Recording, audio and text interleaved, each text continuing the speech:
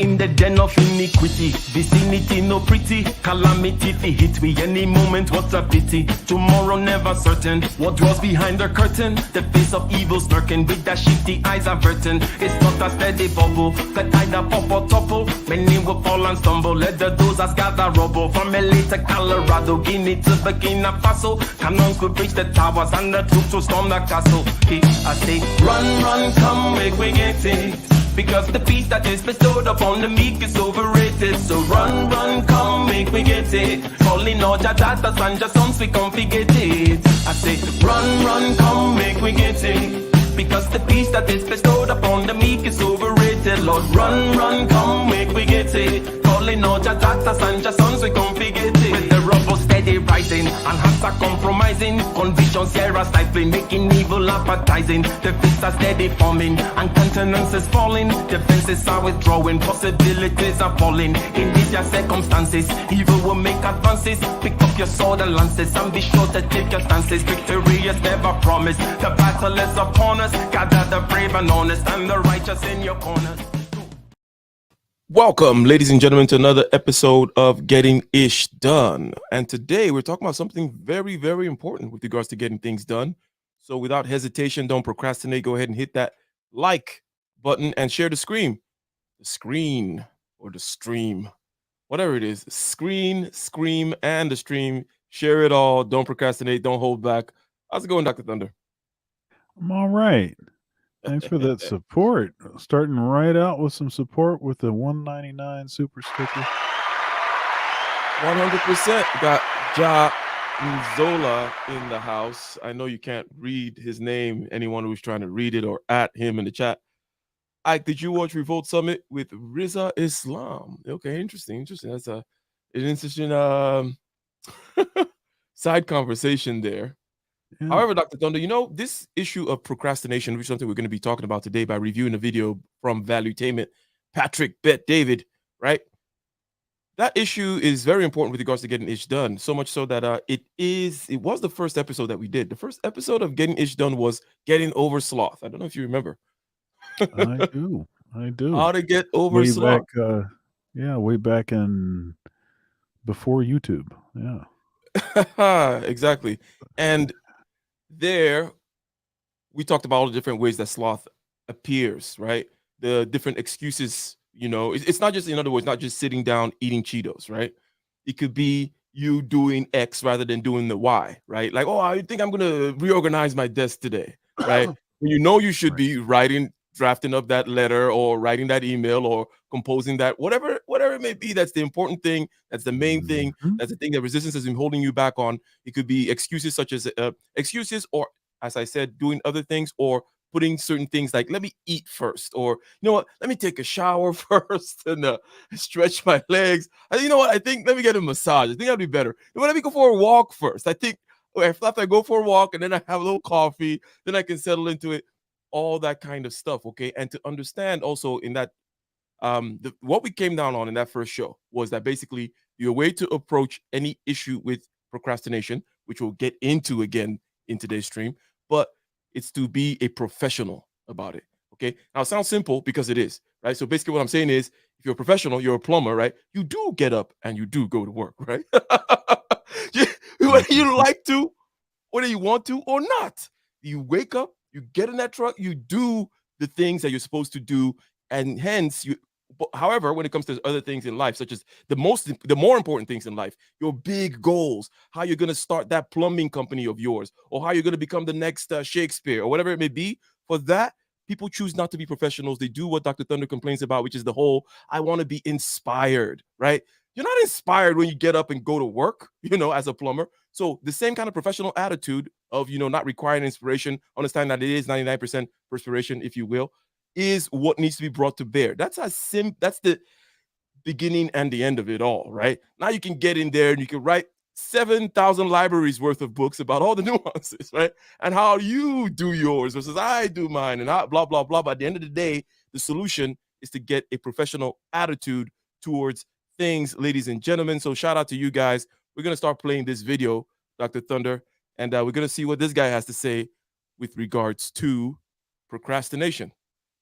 Click the like button, share button, If you have not subscribed already, go ahead and do so. According to a recent study, 40% of people have experienced financial loss due to procrastination. In today's episode, you and I are going to talk about why we procrastinate. I'll give you many reasons why we do. But at the end of it, which is the most important part of this episode, I'm going to explain to you when we're about to procrastinate in our mind, we go through 4 different options and then we just say, I'm not going to be doing it. Why do we go there? And once I talk about that with you, you'll get a new hack on how to minimize the level of procrastinating you're doing today.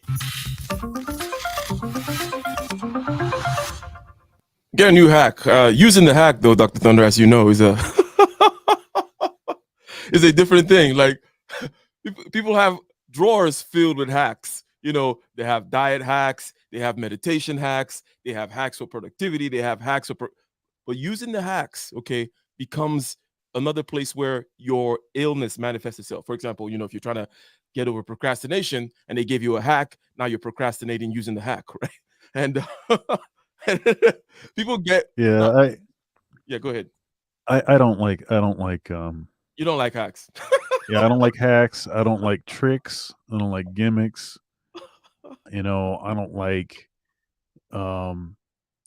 different approaches, you know, different ways of thinking about it, you know, mental games, you know, psychology, none of that stuff. None of that stuff. Just do the work. Just get in there and get it happening, because that's what exactly. All of that stuff is just a way to, you know, prevent you from starting now. Right? It's another step between you and actually starting. 100%. But it is kind of interesting, right? If you follow my example of the plumber that I gave earlier, which is, again, the solution to the whole situation, as you said, is to just go do it. And I say, well, be a professional. And it seems like everybody somehow, like let's say that plumber or the plumbers out there, are out there doing the work, doing the grind that it takes, okay, in one particular aspect of their life. But other, perhaps more important aspects of their lives are not getting this attention. That's the interesting thing there. So it's like, okay, and you know, it's nothing spectacular about the reasons why people may be doing this, okay? But do you think that this particular calling to attention, hack though it may be, to say, hey, there are no hacks. You simply just got to treat this thing as like your plumber job.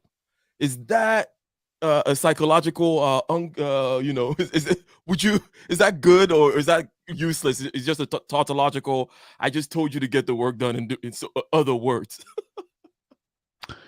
Yeah, it's okay. So I mean, I suppose in a matter of speaking, you could boil everything down to being some sort of hack, right? Like sitting down and actually learning something, going to school. Well, just go out there and do the job, you know. I mean, I suppose at some point you do have to sort of learn something. You have to sort of submit to a particular process to gain the skills necessary. And possibly some of the skills could be, it could be which step is first. Okay. So it could be, what is the order of this stuff? You know, what is the most efficient way to do it? Okay. So that could be part of your education.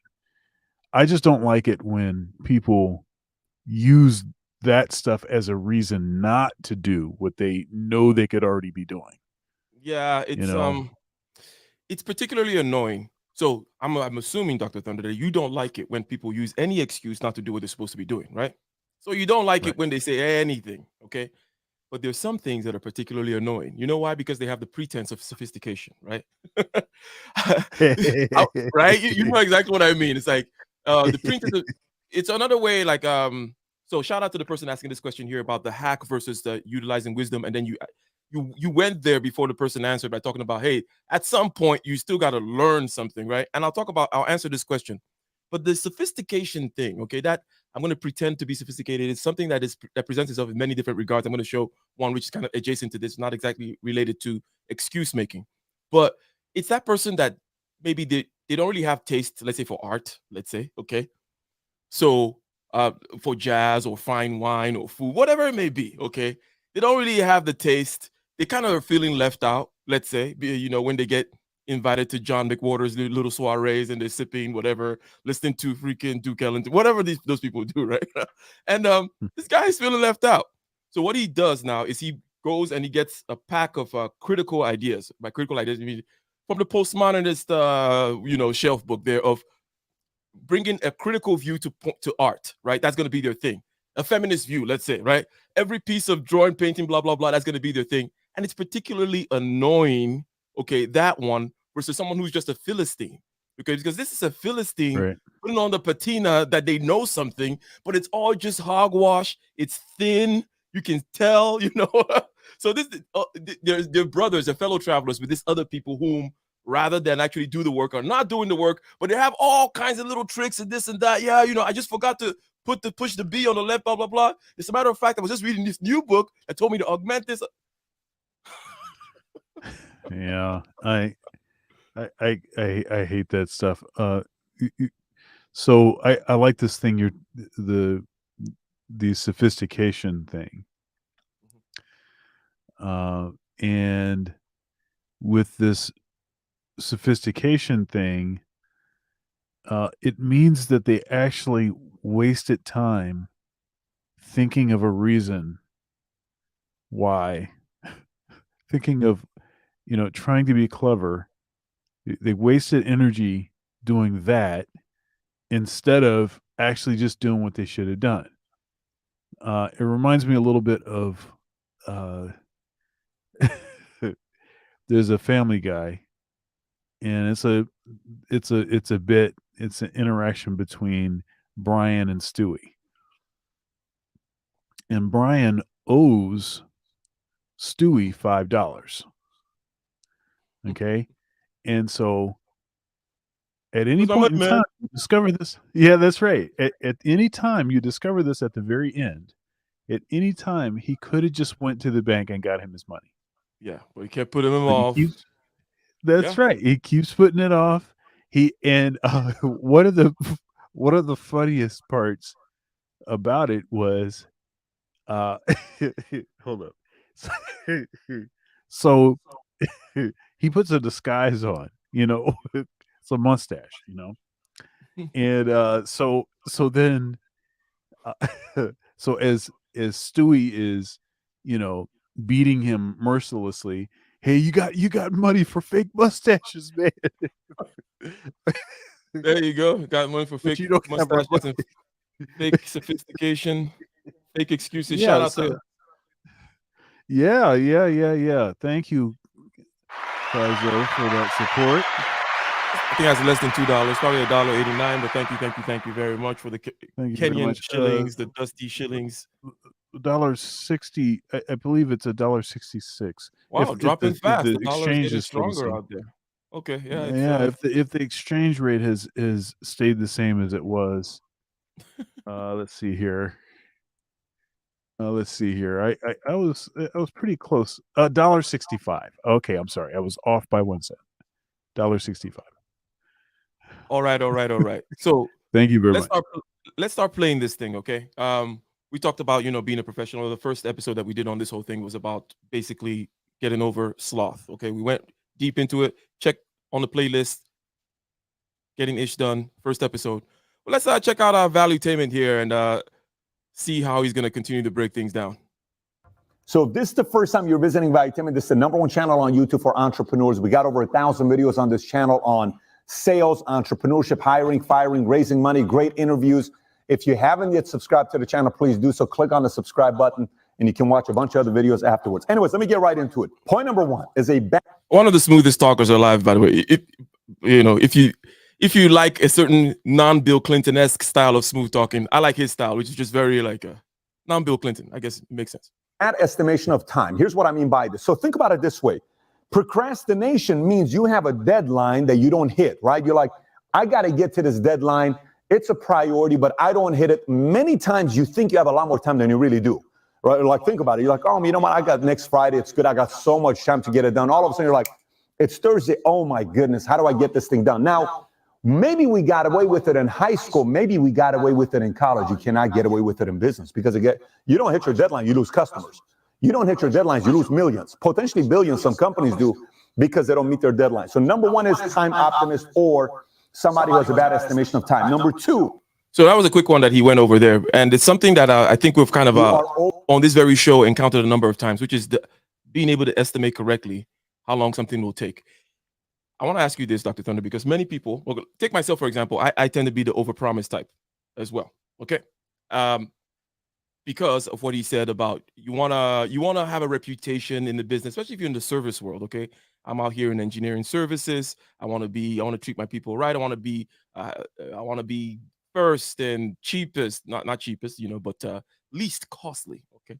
You want to be all those types of things. So you promise a lot, but then you may find out that you're not gauging properly how long things actually take. Okay. So it may not be the case that you're actually sitting there, clicking the TV saying, I'll do it next week. No, you just thought that maybe it'll take you 2 days.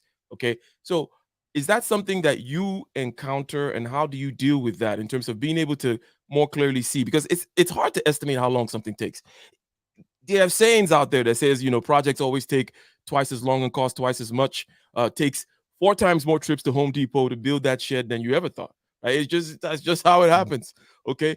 But so the idea of being able to measure and procrastinate, or not procrastinate, but project correctly the amount of time that it takes so that you're not falling into this missing of deadlines, right, aspect. What are your thoughts on that? Yeah. I have a pretty good track record of hitting deadlines. If I know that something is not going to be possible for me to do, then I'll just walk away from it. But that's not to say that, that I learned to do that overnight, or that I always had that skill, rather. I mean, I tell my students, you have to say yes to everything when you're getting started. You say yes to everything because, you don't know where things are going to lead, and because you're broke. You don't have anything now. So you have to, you do what it takes to get the opportunity. And maybe you're sort of a little bit over your head, but if you have enough talent and if you're a hard enough worker and you're willing to, sacrifice enough sleep, then you can, then you'll be able to hit the mark. And you figure out how much time you actually are going to start needing for certain projects. And what happens to me now is this clock starts clicking in my head. It starts ticking in my head, and I'm like, okay, that's the clock. That means that I don't have very much time to make sure that this thing is done. Now, perhaps when I was younger, I didn't have that same sense of things, right? So maybe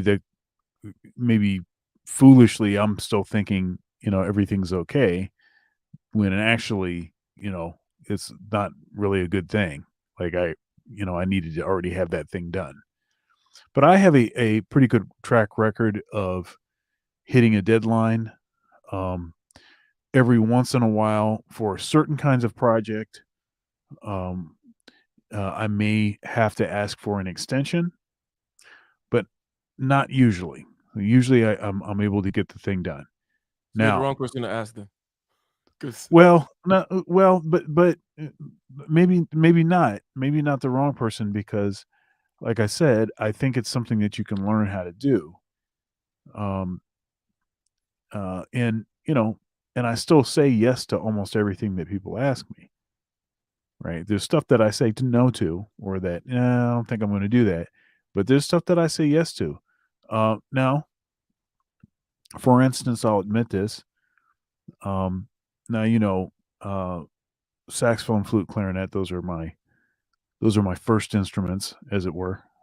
Saxophone is my first instrument, but those other two I consider those to be sort of in the same range as the saxophone. And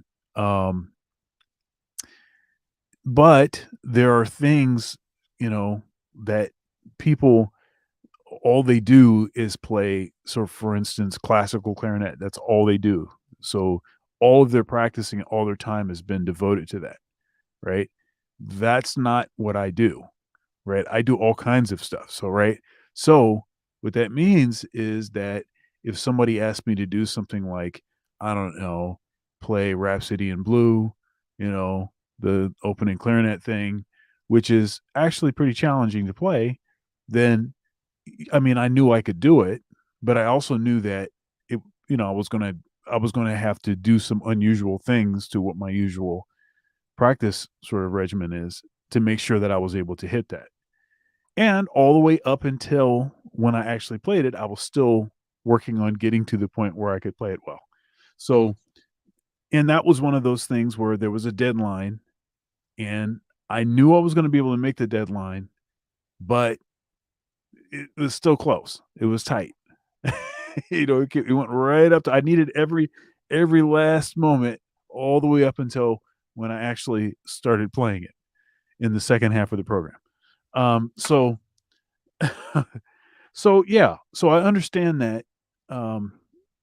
And you just have to figure it out. You just have to learn how to sort of gauge, okay. Do you give people deadlines? Because here's one thing, or let me not ask the question. In instances where you have to give people deadlines, which is when I say give people deadlines is you are telling people when you're going to deliver something. Okay, they're not telling you.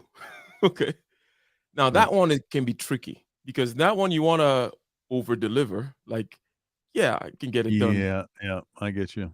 That's the one, because for me, that's about 99% of the business. There is the 1% where people have a fire they need to put out right now, or blah blah, something like that, where there's a hard deadline. But other than that, it's like, okay, there is a kind of reasonable window in which these type of things get done. Okay, this person here over here does it in 5 days. This person does it, the whole 5 to 8 business days type of whatever. There's a range, and you want to be more on the, maybe you want to be 4 business days if everybody says 5 to 8, something like that, right? And then you keep Right. saying 4, but then you're not hitting it. That's one issue. The other issue is slightly energy, but I don't think perhaps they'll get into it in a separate one, because you could have the time, but if you don't regulate your energy well, you're not going to be able to do it. Okay, it depends on the thing we're talking about. Okay, but some things are not worth. Some things you just can't do when your brain is half asleep. And especially, let's say it's something creative. It's rather, it's rather involved, right? You're trying to solve a particular problem, write up a particular type of abstract on something, and really get the point across. And it's very important, okay? And you found out that now you're wiped out of energy, okay? How did that happen? How did you Yeah. get yourself in this particular position? That is something that I say, because that's an issue that I run into as well, is the energy thing, which is therefore becomes a question of how do you manage your energy. First of all, you got to know the type of person you are, right? There are people who have more energy to, shall we say, do things in the world, right? Pick things up, put them down, run up and down, and so on and so forth. Okay, that's not me. Okay, I have all. I always. It sounds like I'm crazy because other people look at me like, "Oh, you're always working." Okay, but not in that kind of way. Here's what I mean by that. I rather, which I just did like a couple of weeks ago. If I'm in a city, okay, I'm stuck in a city because I'm traveling, and I know I have this work to do. It's kind of, I have work due in like 3 days. Okay, I'd rather stay in that city, pay for 4 more nights of the hotel, stay there and just get it done, rather than fly and then land and then say I'm then gonna do it, because I know what is gonna happen. The interaction, the stimulation, right? And you can, as an introvert, okay, you get it. The stimulation of going into the airport, the airplane, the this and that. I come home and I'm wiped out. Like, you just think, oh, I'll just Right. change locations. Like, no, you got to know what gets you on the energy, okay? Because you never, you don't think, you think, oh, I'll just get in the car and then go over there and then do it. It's like, no, that's not for everybody. There's certain types of people whom the airport doesn't do anything to. Okay, that's Right. not me. I stayed. I'm like, drop an extra $1,000. I'm not. It's better. Okay, it's better I just stay here, do the thing, rather than try to, fly and then get home and just like my soul has been sucked out. So something about understanding how your energy flows, the way that you are, what saps your energy, where not to be the night before, okay, and all those other types of things. Anyways, let's continue here with number 2. overwhelmed because you're taking on more projects than you can handle. Let me explain to what I mean by this. I got a big staff here, a lot of people that work at the home office, a lot of salespeople, a lot of sales offices, right? And many times, if I look at somebody that every time I ask them for something, they say, yes, oh, I got it. Okay, yes, I got it. Yes, I got it. And then they don't meet half the deadlines. I'll sit down with them and I'll say, listen, you seem a little overwhelmed. You kind of tell they're kind of going like this. Oh, I got it. I got it. And they're kind of like sweating it, right? I'll say, look, I want to simplify something for you. What's that? Just because I asked you to do something doesn't mean you can't rebuttal and tell me, Pat, I got these 3 pending projects that are due today, and you asked me to do it.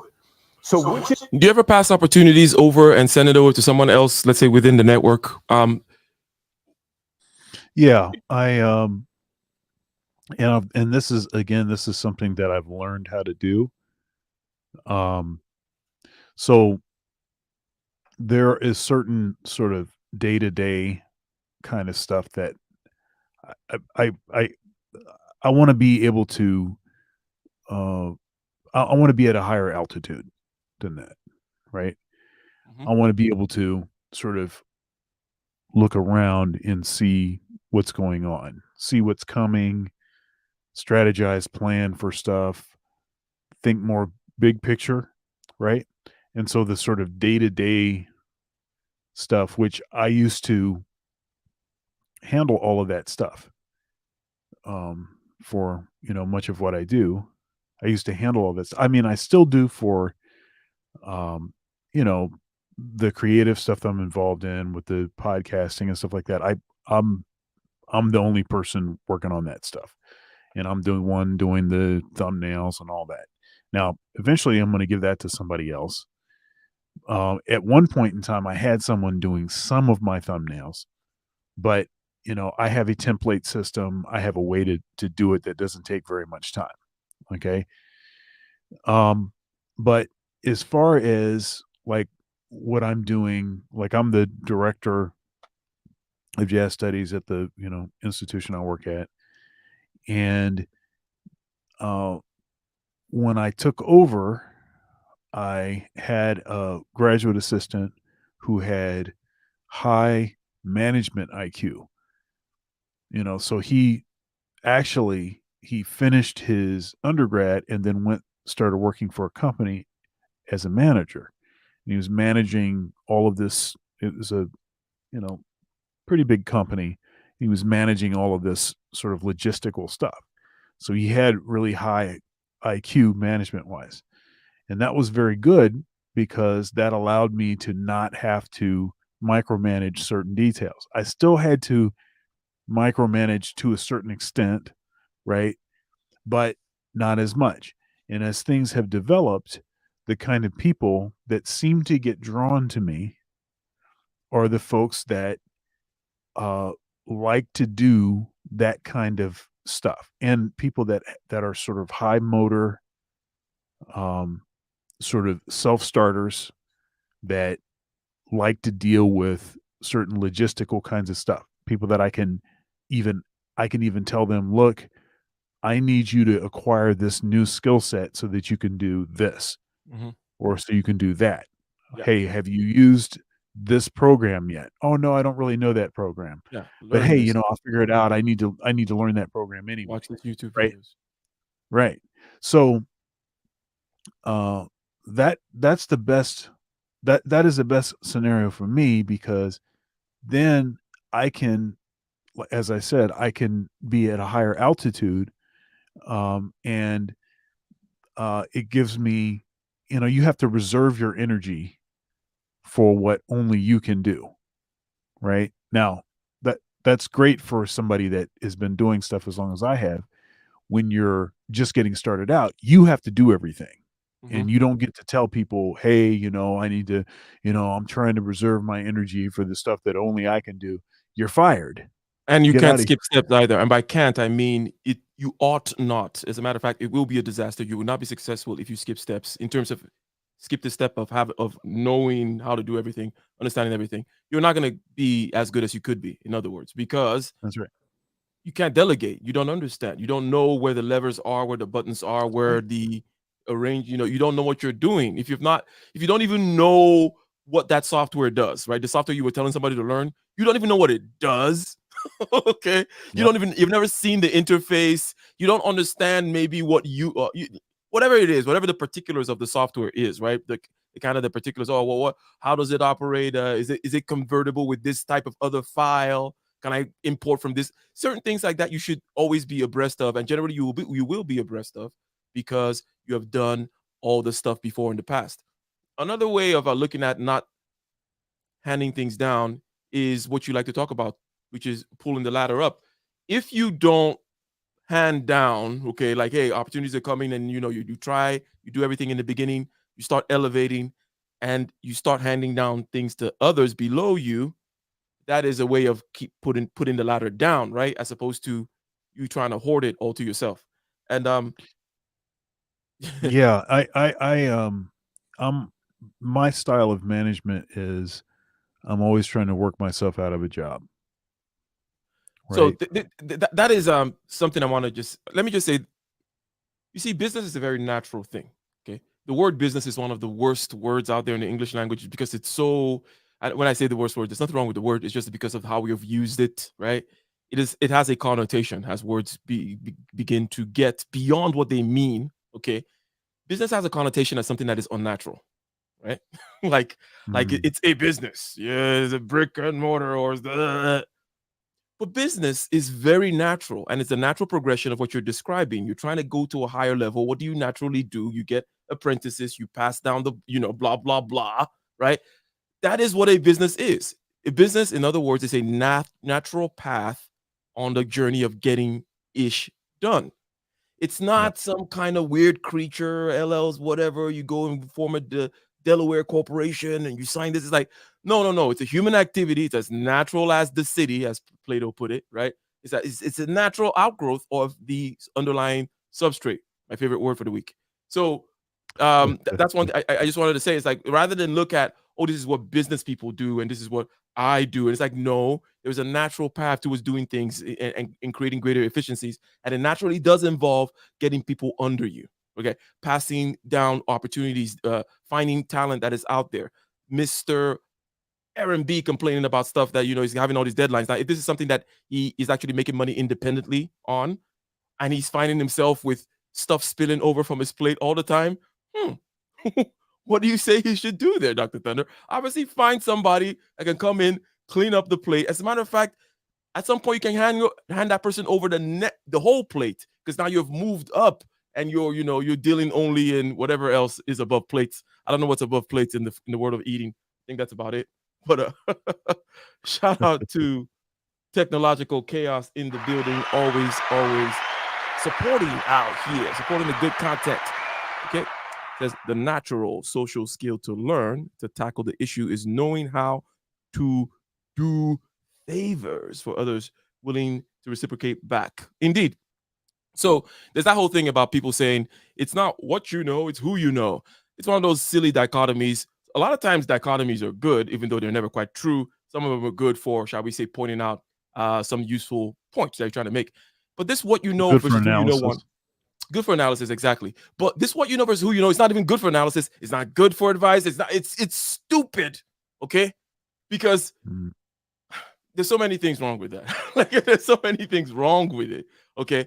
Well, first of all, it's not who you know, it's who knows you. Okay. Because you know Jeff Bezos, right, Dr. Thunder? Right, okay, good. Yeah, right. I'm sure that's not helping you, man. Okay, it's not helping you much. First of all, it's who knows you, and then begs the question. And the reason why I say the who knows you part first is because, well, how do they know me? Aha! Why do they know me? Aha! That's the point. You gotta do something. Okay? No. It's not all the crap about, oh, it's who you know. It's like, look, even within the networks that people are giving the analogy or saying this whom you know versus what you know dichotomy based on, right? That network of, let's say, graduates, you all graduated from Ohio State University in 1990. Okay? Not everybody in that network is going to get opportunities from the group. Okay? Some people are going to wither away because they never did anything. Okay? The person who gets the call, the person that Dr. Thunder gives the call from that class of 1990, it's not going to be just some random person from the class of 1990. It's going to be the person who has demonstrated since 1990 that they're capable, they're competent, they meet deadlines, they're on the ball. Okay? So it's who knows you, and they better know you for something good That's how the thing works. So that's, anyways. Shout out to Technological Chaos for bringing that up. Let's continue. Which of these three is less important than the next request you just made? Then I backtrack and I have to tell them, oh, you know what, those three are priority. Do that. I'll ask this either from somebody else or let's revisit this tomorrow. No problem. Thanks, Pat. And then they go back to their business, right? So sometimes you're procrastinating because you took on way more than you can handle. That's number two. Let's talk about number three, distractions. What is distractions? Way too many distractions in your life. For example, this is a phone, okay? We all have a phone. But here's the question. What notifications are on your phone? Meaning Snapchat, Insta, Twitter, Facebook, text, WhatsApp. How many notifications do you have? Do you know how many of the reasons why we procrastinate is because all these notifications are on? Sometimes you got to turn off the notifications to a lot of things so you're not being distracted with a lot of different things. By the way, there used to be a time where nobody could call their spouse at work. Nowadays, it's a little bit more lenient. It's not really that big of a deal like it used to be. People talk to their wives or their husbands while they're at work. But sometimes your biggest distraction is every time your wife or your husband has an issue, you're on the phone with them. Oh my gosh, babe, what happened? Oh, seriously? Oh my gosh, okay, got it. And then you just don't hire simps. Forgot the project that you were doing by 4 o'clock today and you miss your deadline. Then you're sitting in a meeting, you don't have anything prepared, looking like a fool just because you got a call from your husband or your wife and you got distracted, okay? So sometimes it's, you have way too many distractions. Yeah, but I'm an academic, so that's all there are is simps. Only simps. Academia is simpville out there. You see, the distractions one is always an interesting. The notifications one, that's a good tip there. The distractions one is, it's always interesting, okay? Because typically it's a question of your state of mind. Let's say, for example, you're tired. When you're driving, this is not a particularly great example, but one of the reasons why it's hard to focus when you're tired is because your inner voice gets louder. You're like, what the hell are you talking about, Ike? Well, have you ever slowly went to sleep, Dr. Thunder? Drifted into sleep? What happened? The outside starts getting lower, the inside starts getting louder, and then it transitions into dreams, okay? Same thing happens when you're like really tired. The voices in your head get really loud, okay? You should pay attention to that sometimes, okay? And that is why it is hard to pay attention, okay? Same thing with other kinds of physiological states. You know, your hydration, okay? What you just ate, on and on and on and on and on and on, right? So your physiological state can put you in a position where you're prone to distraction. And it's not a question of, I'm going to turn off the phone and do it. Oh, that's fine. I'm just saying, look, you can have all your notifications on and still be on the ball, right? Again, I'm not being silly. I'm not saying don't turn off things that are distracting you. I'm just saying that there are fundamental things, and then there are things that lay on top of that. Fundamental is always your body, okay? Which is something that seems like in modern day world, it's like every day you got to wake up and remember that you are a body. Like everyone seems to forget.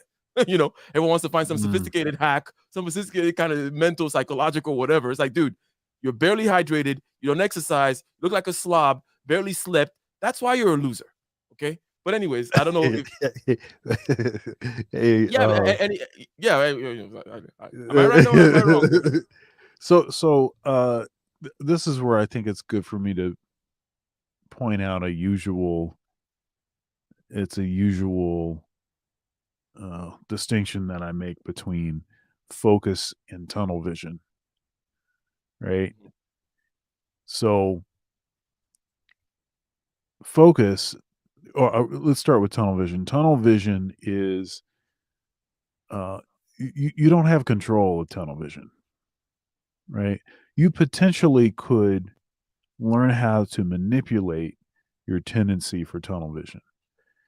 So if your tendency is to get, distracted by shiny objects, you could purposely plant a shiny object. And if you understand enough about yourself, you'll know which kind of shiny object potentially at least gets you moving in a direction that a project is down, Okay, so that's but that's not really, but understand that's not really, there's no discipline involved with that, right? There's some skill because you have to know what the shiny object should be, and there's some self reflection. There's some know thyself. There's some of that in there, but it's not. There's no discipline associated with that. Then there is focus. Focus is the ability to remove distractions, right? It's positive, To not it's be active. right. It's the ability to not be distracted. It's this stuff. The distractions are here. This stuff is still happening. The phone is still ringing.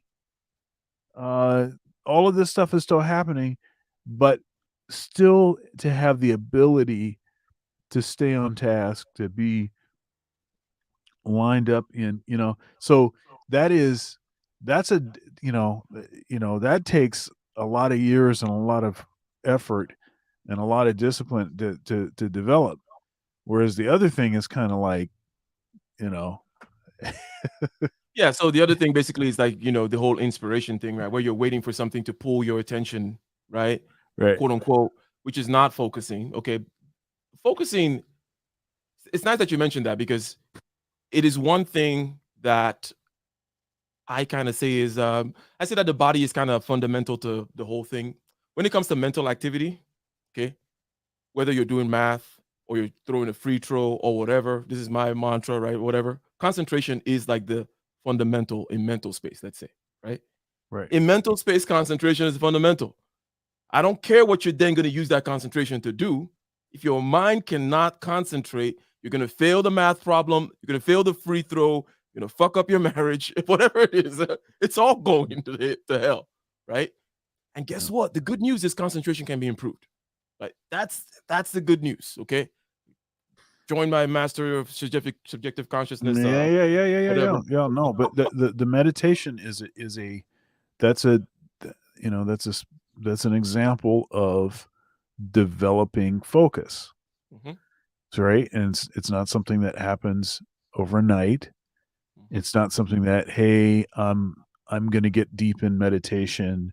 Hey, I've been doing this for a week and I'm already feeling the benefits of it. It's like, no, you're not.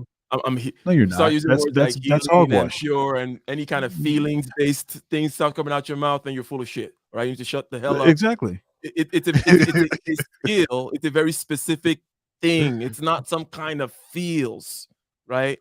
It's the ability to remove and drop into the background and bring into the foreground what you choose to bring, to focus like a camera. And you can learn how to do that. The same way you learn how to focus your eyes. Okay. As a matter of fact, it's the same exercise. And let's not get into a side stream of meditation. But the good point is that concentration or focus can be exercised. And that is like, look, and everybody at the highest level always tells you, right? Whether it's Tiger Woods or some other CEO or whatever, or Michael Jordan or Kobe Bryant or Mike Tyson. It's like, dude, like everybody tells you that mental game, constant, the development of your concentration power using meditation, 100% key. Anyways, distractions distractions can be exorcised. Okay, going deep into the spirit there to root it out. With our scalpel, that'll take a scalpel type conversation, which I don't think. And some holy water. And some holy water, indeed. The power of Christ. Number 4, you're a perfectionist. Sometimes when you're a perfectionist, you don't do anything unless if it's perfect, right? So you have the. I think perfectionism is such BS, man. Best of both. What I mean by that is, it's one of those. I don't. This is. It's one, I'm getting triggered. I don't like it. I don't even like that it exists and as an excuse. It sounds like one of those kind of my inner sexist is coming out. One of those kind of female type excuses where it's all that kind of I'm great. That's why I care too much. I love too much. I always pour in my heart out. All that kind of silly bullshit. Perfectionism, that's nonsense. Okay, look. There are people who drive people really hard, like let's say Steve Jobs or Elon Musk, okay? And they get ish done. That's not perfectionism, okay? Right. And you know what? In a certain way, you can call those people perfectionists, is what I'm trying to say, but it does not in any way, it's not in any way tied, necessarily or not, to failure, to not getting stuff done, to Right. Right, scratch. It's right. like, no, perfection is a completely different thing. Right, not at all associated with paralysis. Not at all Right. So associated. Exactly. yeah, yeah, I always, because that's a usual topic in music school. It's a usual topic. It's this, perfectionism versus, pursuing excellence or whatever. It's that whole thing. Oh, it's okay to make mistakes and blah, blah, blah. There's all this kind of conversation, all this stuff that kind of gets packaged around it. And it's like, well, it's not really okay to make mistakes because that's kind of, that's a nice thing to say. And that you're going to make mistakes along the pathway to trying to become better at whatever it is that you are. But the goal really is to make less mistakes. So if you're just condoning making mistakes, yeah, that's kind of hogwash. I mean, it makes people feel good, but no, you're supposed to be, pursuing excellence with intensity, with aggression, and you're not supposed to really be satisfied with yourself if you're, underperforming, and you really should be your harshest critic, and you really should be disappointed in yourself if you're not performing at a certain level. But having said that, there is another side to this where there is a certain kind of mentality that I see often, and that is this sort of uh,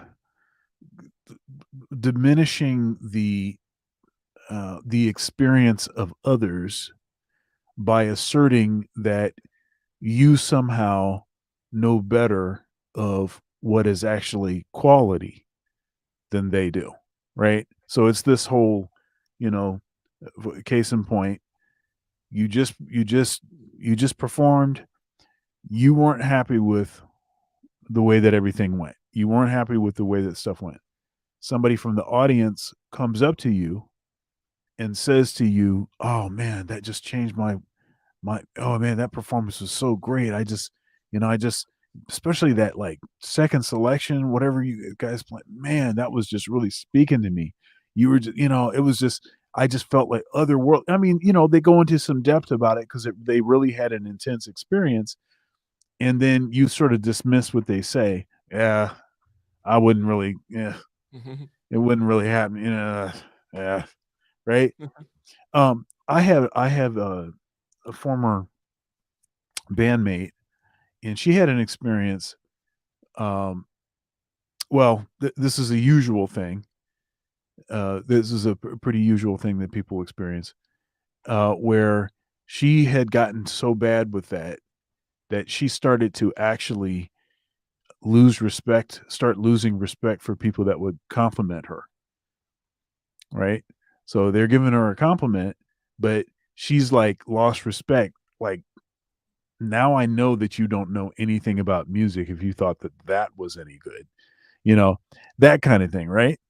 So, but understand that is that's sort of a separate issue, right? You can acknowledge that what you did was not perfect, not to the person that compliments you, but you can acknowledge that, but then also be very appreciative. What I always do when somebody comes up to me, because I'm very much aware of every single thing that didn't go right, which that's actually what I'm most aware of. I'm not thinking, "Oh man, I sounded great on that, man. Oh, that's what's happening." That's never the way that I that I feel. I mean, some performances you feel better about it than others. And there's rare occasions where you feel like a very high, like super high percentage of things really went well. And so that's great. But even in those situations, I'm very much aware of every single thing that went wrong. And that's how I improve. Right. I don't make excuses to myself. I don't make excuses to other folks, blah, blah, blah. But I also don't communicate that to the audience. I don't, somebody comes up, I always say the same thing. Thank you very much. I'm glad that you enjoyed it, because the performance was not really for me. It was for them. So if they had a great experience, then who am I to, diminish their experience, right? But that's a separate issue. That's a separate issue from a lot of this goofy talk that gets smuggled in under this perfectionist category. I feel sorry for you guys over there. More and more, I mean, every time I get reminded in terms of like, you mental illness prone people out there in the creative world, right? Because there's so much crap that just kind of gets. I mean, because you're not gonna hear a lot of this. Does not pass muster in a lot in the construction industry, for example. Right. It's like, well, what the fuck are you talking about, bro? You're gonna get a sledgehammer to your head talking all that. So yeah, it's kind of crazy, but 100% the whole perfectionist thing is just becoming this. I mean, look. It says that there's a mandate in the Bible. What is it? Be ye perfect as your Father in heaven is perfect. Right. So, actually, pursuing perfection is actually that's a good thing. That actually we should be doing that. That's what we should be doing. Now, you have to know that you're never going to get there, but you have to be okay with struggling and striving towards that end, right? The only relevant issue is knowing when good enough is good enough, and this is with regards to. That's a good point. That's a good point. Yeah, that's the only issue. That's the only thing. Everything else is just like I don't even understand the whole. It's like I can smell bullshit like that from a mile away. The only relevant issue is for amongst perfectionists. Let's talk a little bit. Let's talk a little bit about that, because I think that is if there is a so paralysis. Over time, I can start like this, right? Over time, you want to refine the final product in any one of these particular dimensions, right? There's always different dimensions to a particular final product. I don't know. Let's say the product is music. Maybe you're talking about arrangement and complexity, this, that, nuance here, certain things like that on your final product. It may be a drawing. It could be a book. Over time, or an essay, an article that you write weekly, right?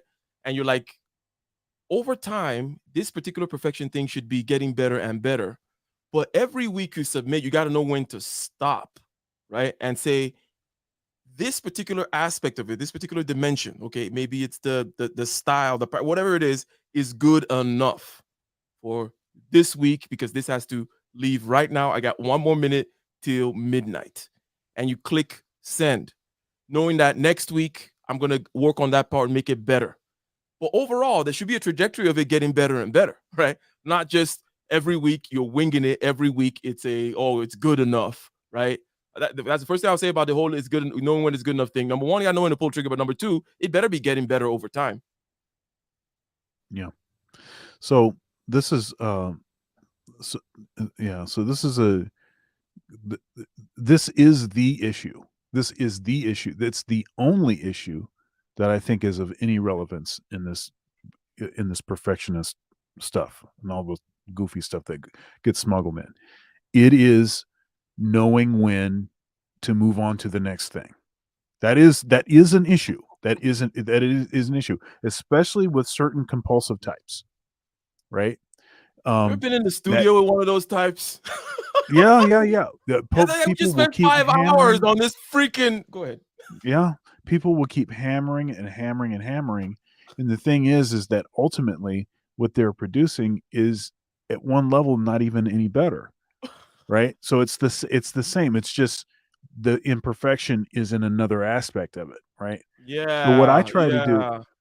So what I try to do. The paper quality is not even good enough. No matter how you rewrite that stroke of the pen, it's not gonna look like it's not even the pen, bro. It's the paper. Anyways, go ahead. Yeah. So something that I talk to my students about is establishing I like the tempo quarter note equals 120. So 120 beats per minute.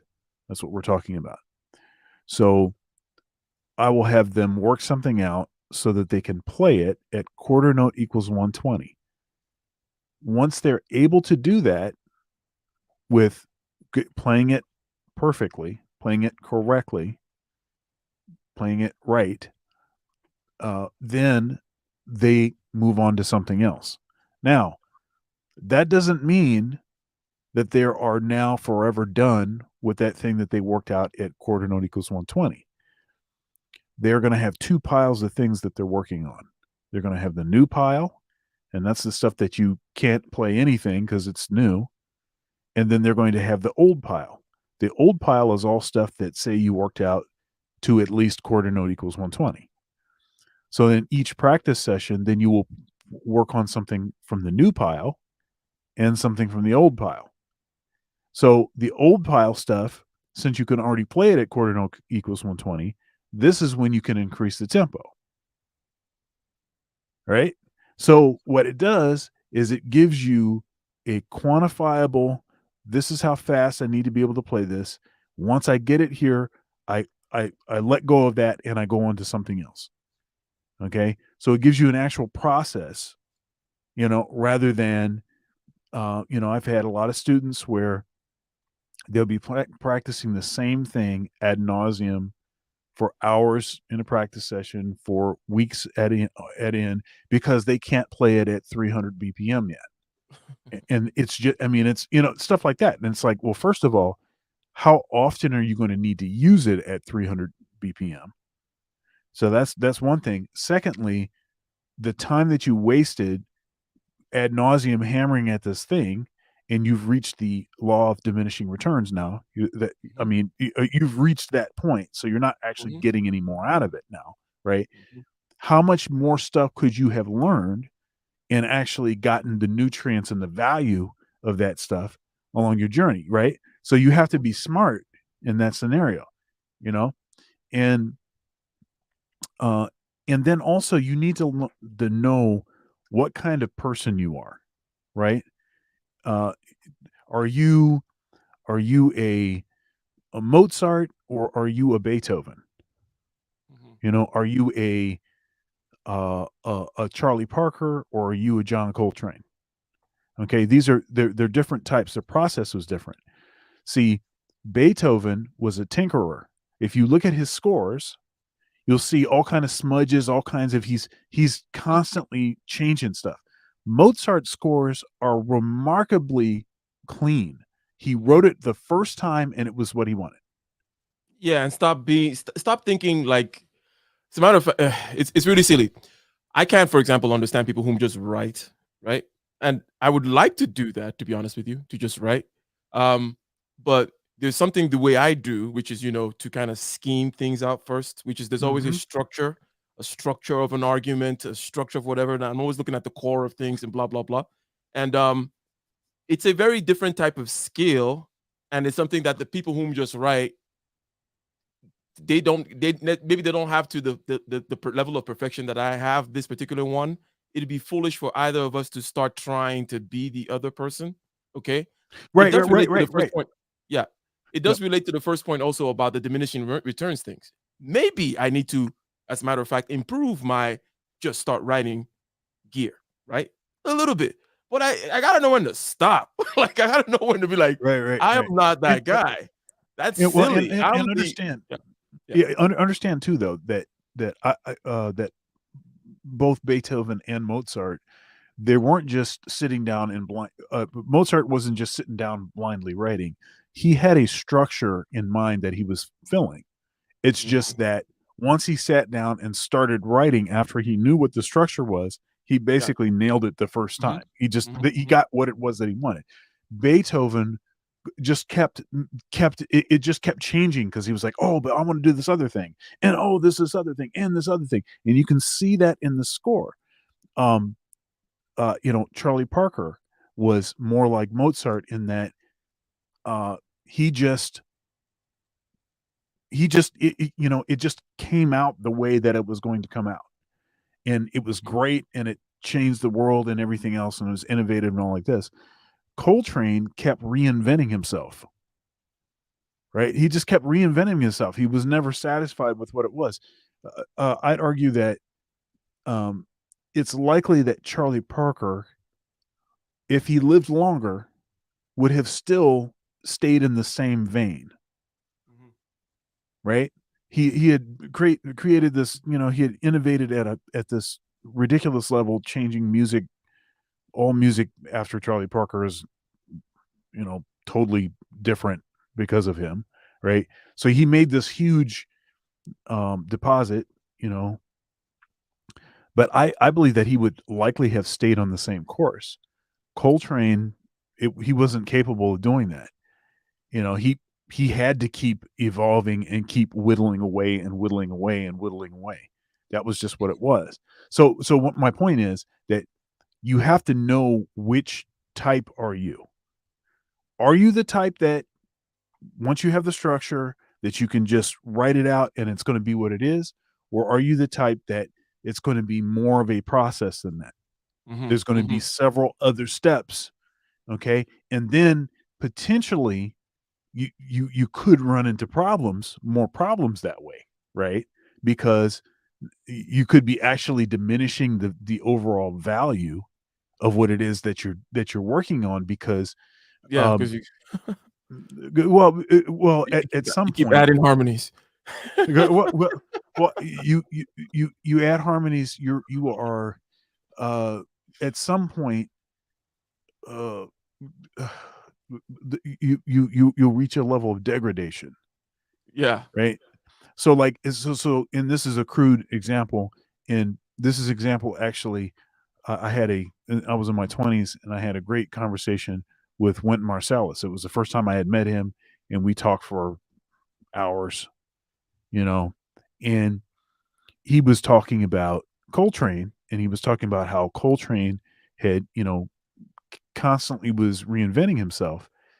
But there's a danger that developing beyond a certain point, you reach a level of degradation, right? So that's where I'm getting this sort of thought, this stream from.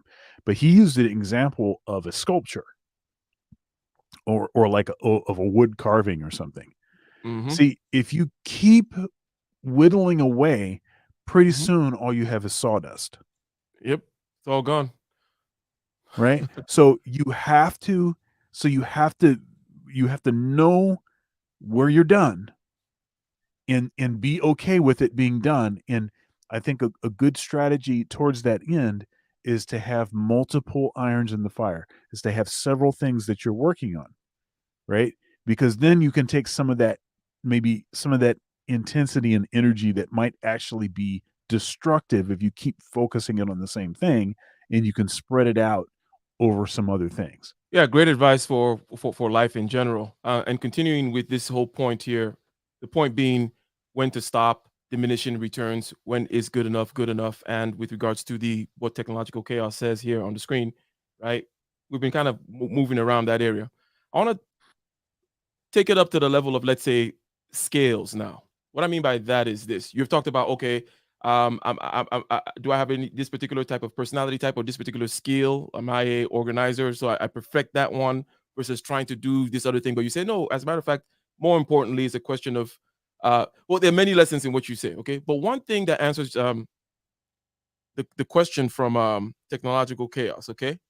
Or the point that technological chaos is making is, you have to know that everything is nested within a hierarchy, okay? So shout out to Jordan Peterson. If Jordan Peterson is saying clean up your room first before you go save the world, right? Obviously, there's a big gap between cleaning up your room and saving the world, right? There's many things in there. Obviously, they all need to be aligned, and they're all part of the hierarchy. You're setting things straight here and then going up from there. What the point I'm making here is this: you can't spend all your time cleaning your room, though. Okay, at some point your room is clean enough, or it's time to outsource the room. Everything I'm saying now embodies everything we've been saying so far. Outsource the cleaning of the room to somebody else, right? We've talked about that, right? And now you step up, and you're not your neighborhood cleaning duty. You play neighborhood politics. You organize the people. At some point, you're not really adding much to neighborhood community stuff anymore. So you go up, and you're municipal. You're at the city level, and on and on. All these nested hierarchy type stuff is reflected in all aspects of our life. Okay, so this is not just about you becoming the president of the United States, but basically any particular endeavor that you're doing that involves the perfection of one particular thing or one particular dimension of something, you have to understand that all these things need to nest. And you need to be able to stop this for now and then go and start working on the next one. There's always it's always that. Even if it's a single business that you have, the business does X. There's always levels either to revisit, right, to go back and firm up those foundations again, or to create a flywheel for an automation for someone else, and then go to the next thing. Because you can't just spend all day cleaning your room or spend all day perfecting this quote unquote one thing. At some point, it'll be useless. You gotta step up. Dr. Thunder, you made it. Shall we say? It was unquestioned. It was a given that you wanted to. You said, I'm going to the higher level, the next level, right?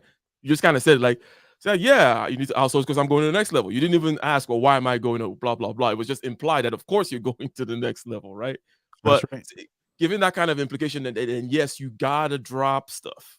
You can't be cleaning that room forever, bro. Like you gotta at some point you gotta move out. So Yep. At this point, even though we're past an hour, and I'm just trying to see how 3 minutes, Dr. Thunder. We would. It seems to be just right. It seems like 3 minutes to an hour is how we kind of roll over here. But let's see what he has to say about this whole perfectionist thing, which is we kind of completely dismissed that the only real question there is when is good enough good enough. There's a deadline that needs to be met. As a matter of fact, I got one today. Okay, I'm traveling tomorrow. Shout out to where by the time you see me probably on Sunday or whatever, I'll be in a different I'll be in Africa again, whatever. So I'm traveling tomorrow. Many crazy things going on, deadlines, put certain things away, organize, whatever. And there is a particular thing I have to give to a client. A client is waiting on something, some answer. It's a facility, pharmaceutical facility here in the Bay Area. They're building something went a little wrong, blah, blah, blah. So how do I give them the answer? Okay, in this world of engineering that you work in, or in any kind of technical field, there's the technical writing, and then there's typically a drawing, right? Something that shows them, here's this, and do that, blah, blah, blah. Okay.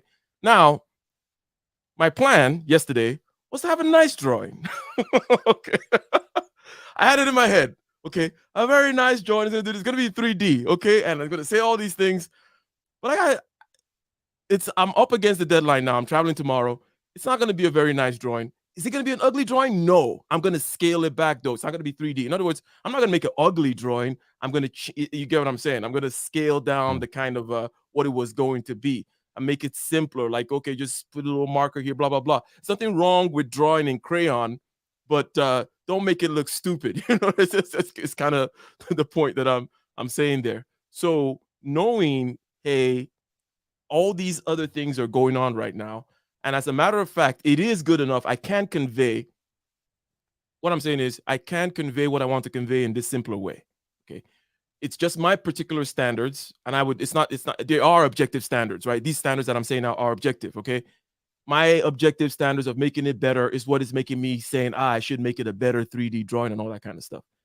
It can be communicated this other way, but I just have standards, right? I'm sure 98 other engineers that you ask out there would do it in this simple way, which I'm saying tonight, but I just want to do the 3D. So I'm not going to get myself into I'm a perfectionist. That's why I couldn't do it. It's like, no, I'm going to do some simple 2D stuff today. That's what's going to happen today. Anyways. And then next time I'll go back to my high standards. Anyways, let's see what David has to say here.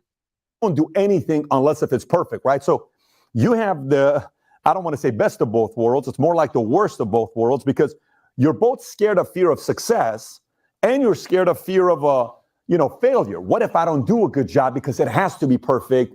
And what if I do come through and do a very good job, then there's more pressure on me because everybody's expecting me to do another project that could be bigger. Oh my goodness, this is so crazy. And that whole pressure of being a perfectionist, you just kind of set it aside and saying, I'm just not going to be doing it. So I'm afraid of failure or I'm afraid of success. I know this sounds weird, but some of you guys are related to say, that's exactly me, Pat. I understand. I've worked with many of you. You got to kind of get over this perfectionist stuff and start meeting your deadlines. Point number 5, you really don't know where to start. Imagine you are. Point number 5, and we'll probably start closing here or landing the plane slowly because what this point shows, or what I see in the beginning of this point, I don't know what he's about to say, but as many things that we've discussed before. For example, when we talked about, let's say, being organized, getting things done, I think was the name of the guy's book, right? Where he talks about capture and then organize is the main thing. Everything we talked about for those few, it was about capture, which is, get it in the calendar, get it on the list, get something. Okay.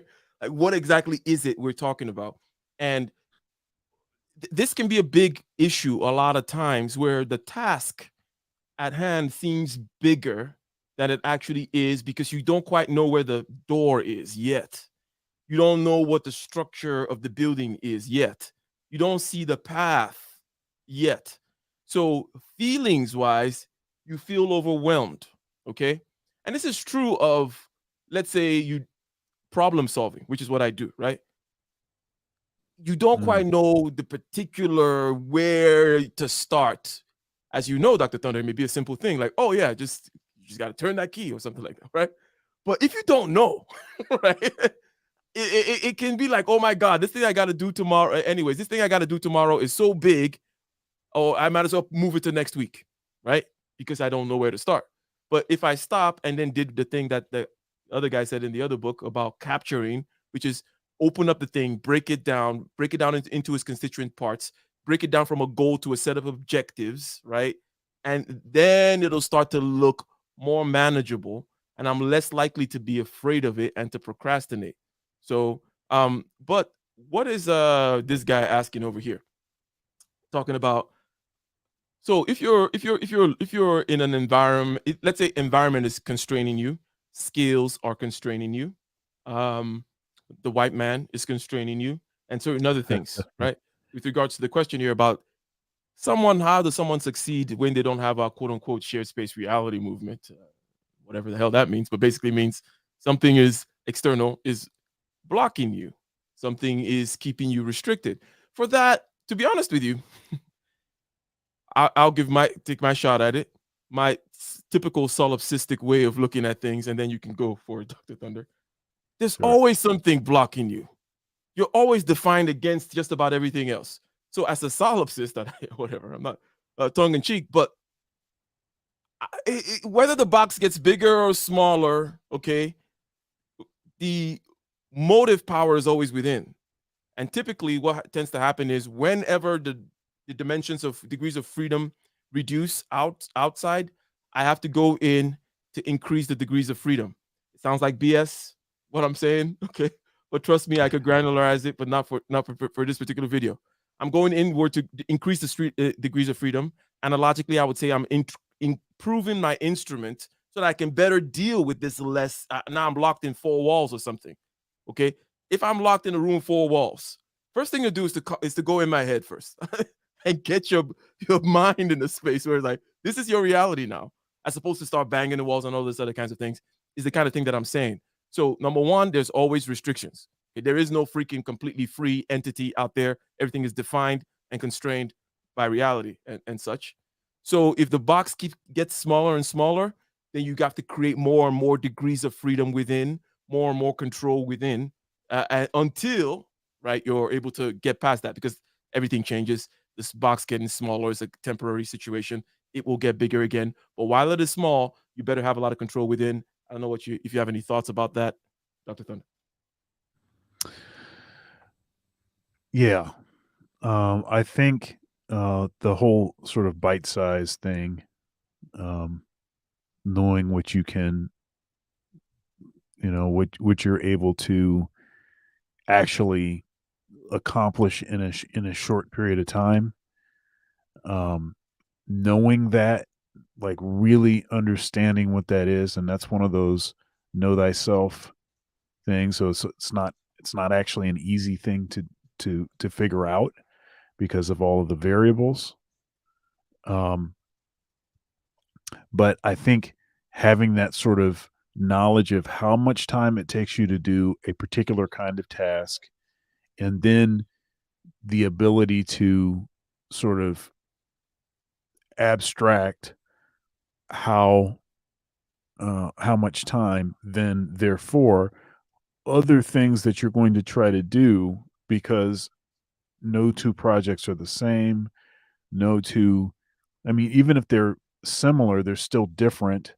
And then not only that, but if you're constantly trying to reach upwards to the next thing, then it's going to take more time. You have to figure out how to be able to predict how much more time, how much more is going to be involved, and you're probably not going to be right. You know, yeah. So I think that's a critical, you know, maybe one of the more critical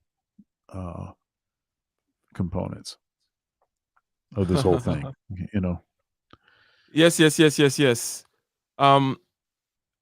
Another thing, and shout out to Kaiser here, is just saying, don't end the show, get more listeners, blah blah blah. You got to know when good enough is good enough, and you got to know when to move on, because you have to write this particular thing and draw that 2D drawing and send it to people, because life is a nested hierarchy game and you can't get lost. Yep. And this is an actual relevant point to the question that was asked, right? There's a certain kind of ruthless discipline that it takes on many levels.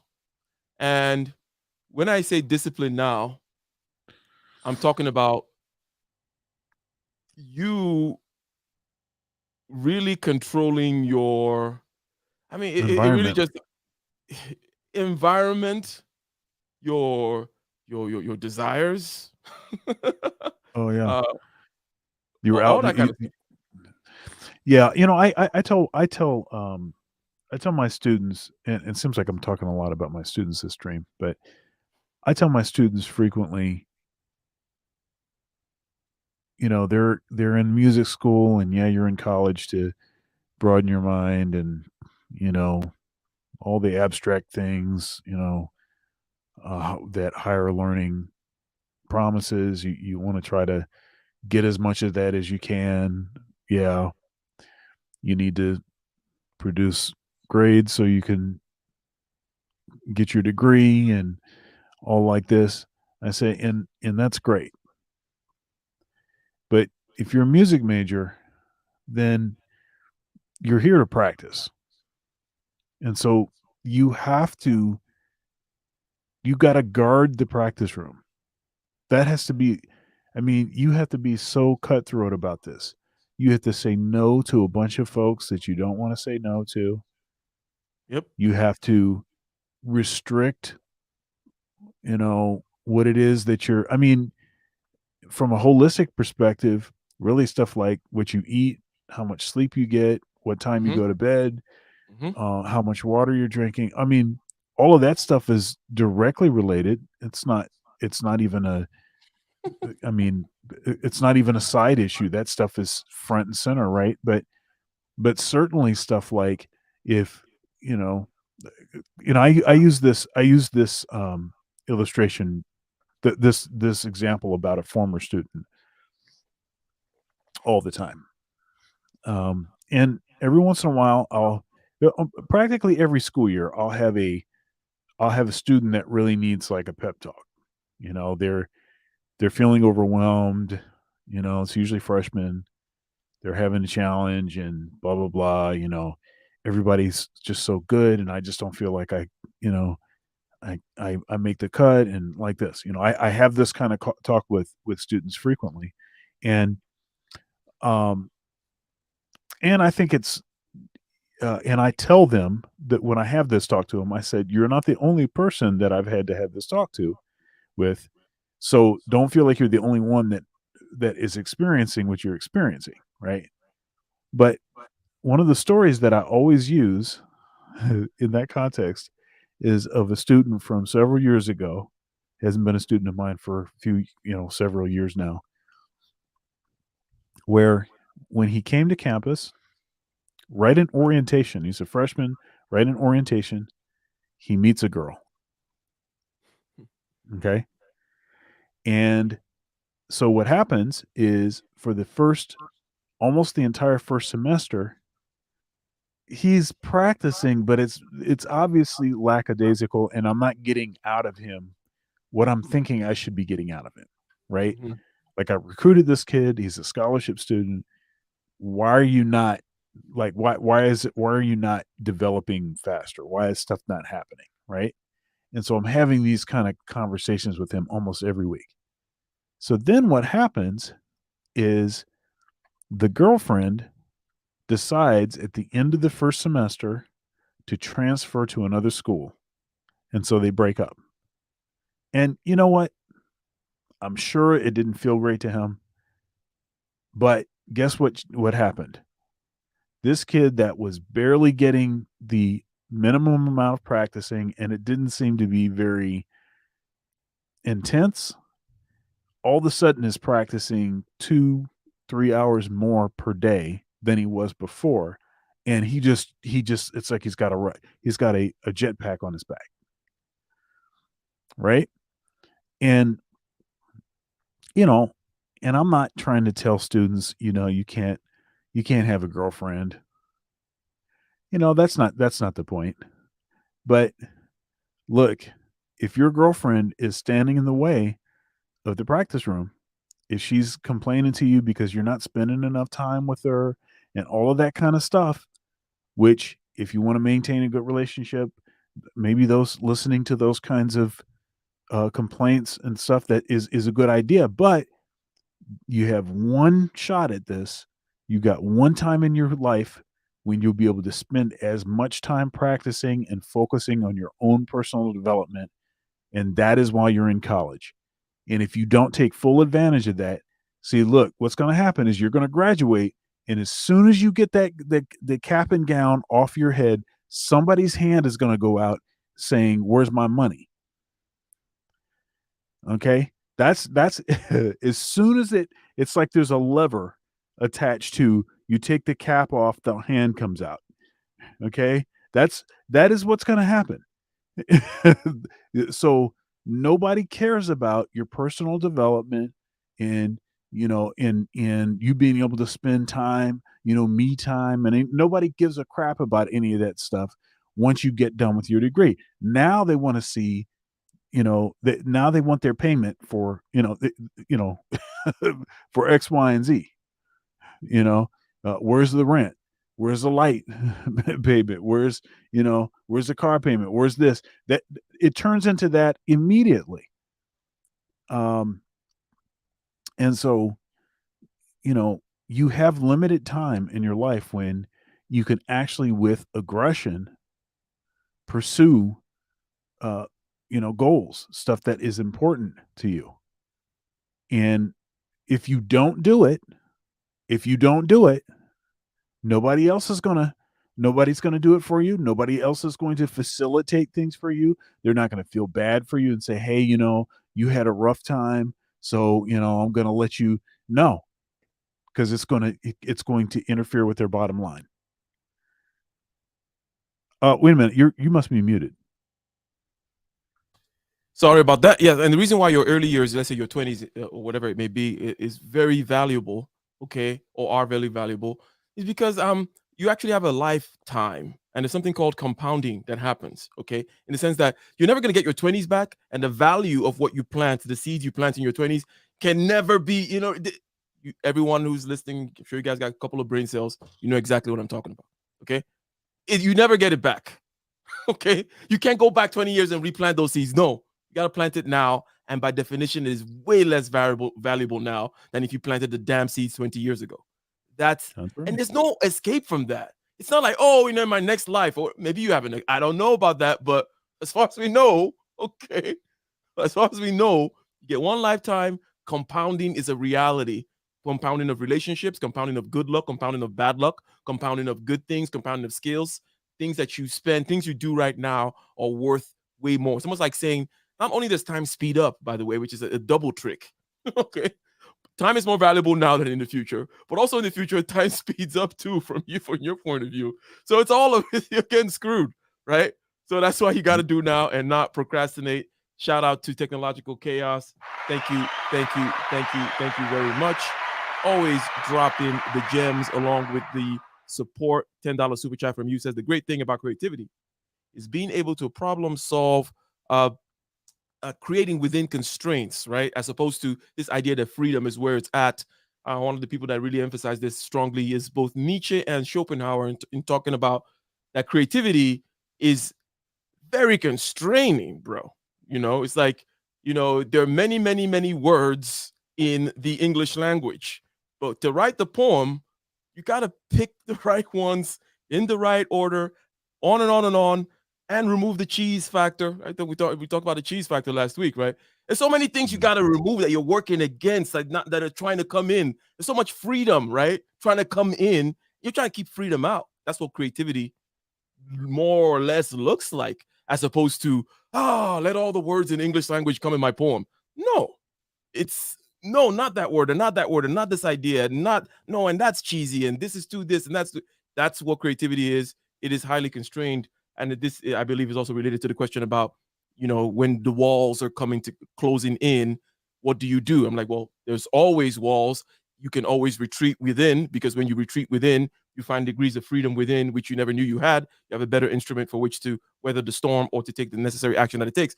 But before we close out, since nobody cares about you, I wanted to play Dan Pena saying no one. I just typed in nobody cares, Dan Pena, and let's see what he says. All right, viewer discretion advised. He is known for cussing. 44 seconds of him telling you nobody cares. Let's see. Unmuted. Okay, good. Where people quit the first week, the second week, the third week. Because I'm hard. I don't give a fuck if your mother died in your arms. Where's the fucking weekly report, you cunt? Where is the fucking weekly report, you cunt? Your mother died in your arms. Great. I love it. I love it. I mean, come on, Dr. Tony. You gotta love that shit. I know you're like happy inside right now. You're like, yes. Give a damn. You want to talk to your students like this. Oh man, this is beautiful. Let's Where see. people quit the first week, the second week, the third week. Because I'm hard. I don't give a fuck if your mother died in your arms. Where's the fucking weekly report, you cunt?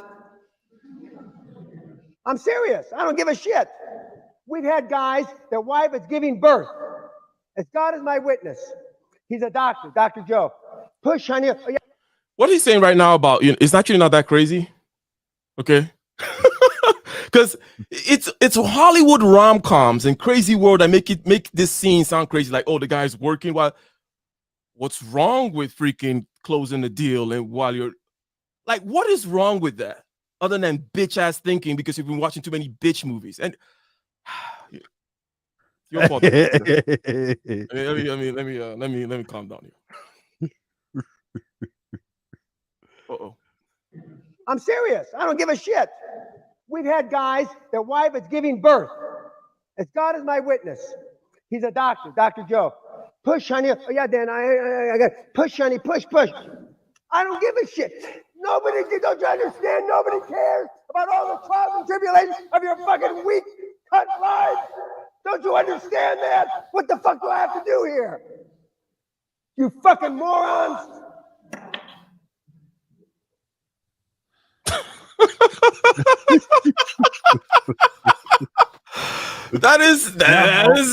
That's it.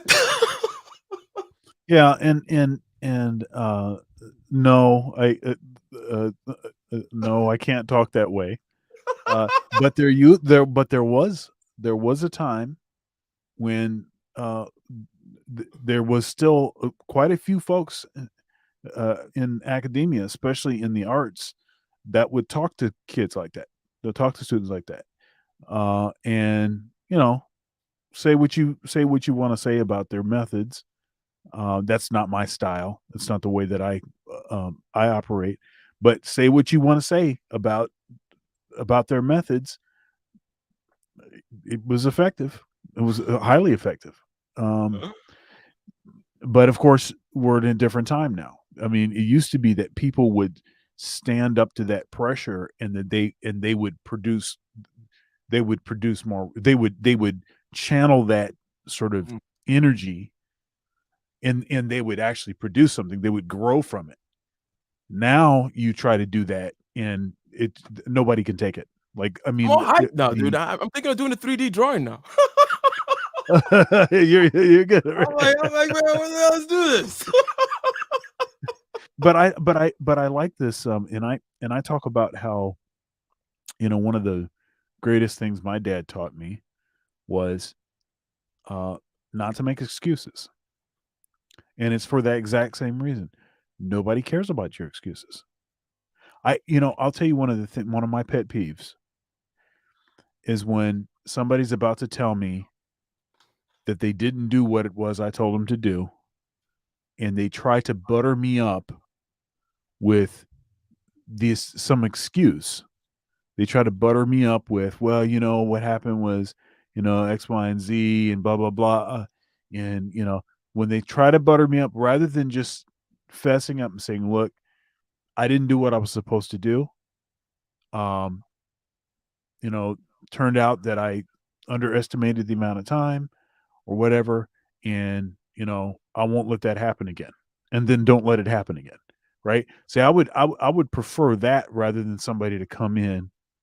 I have to tell you, man, there's a certain kind of person.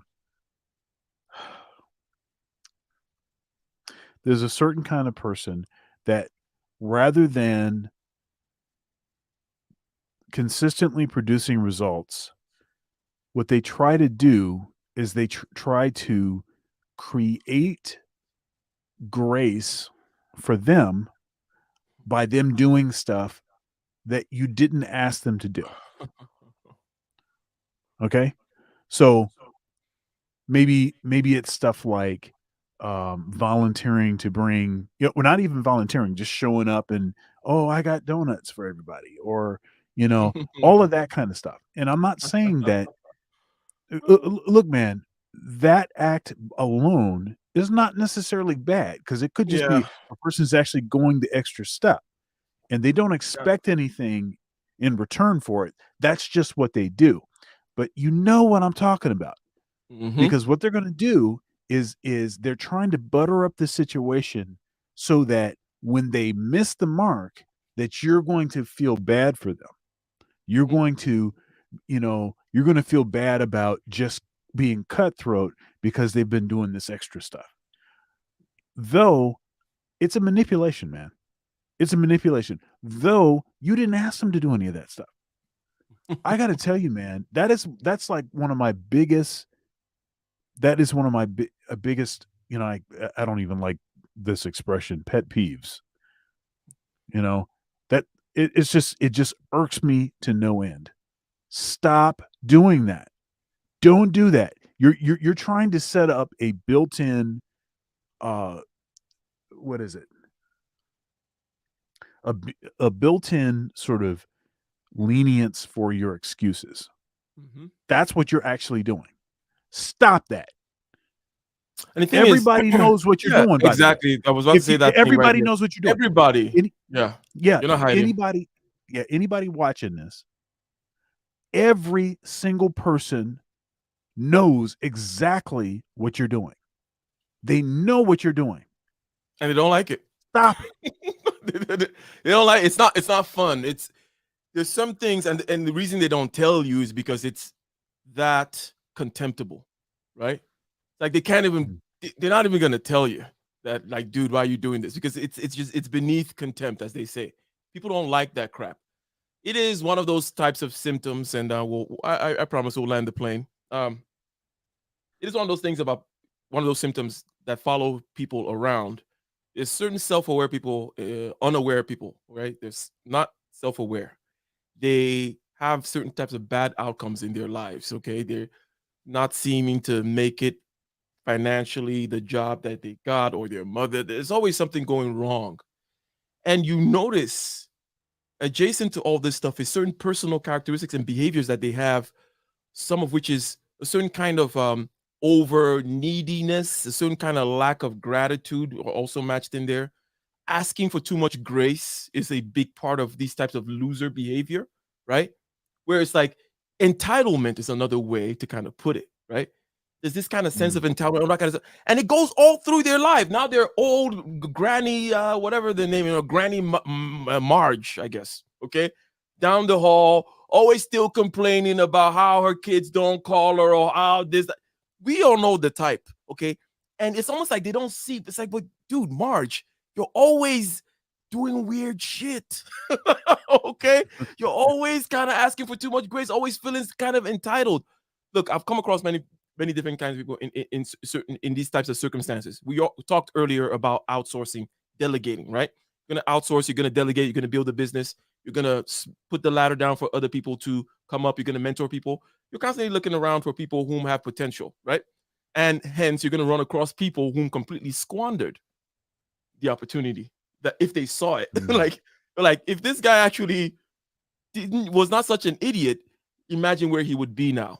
I've come across these type of people both here, Africa, everywhere.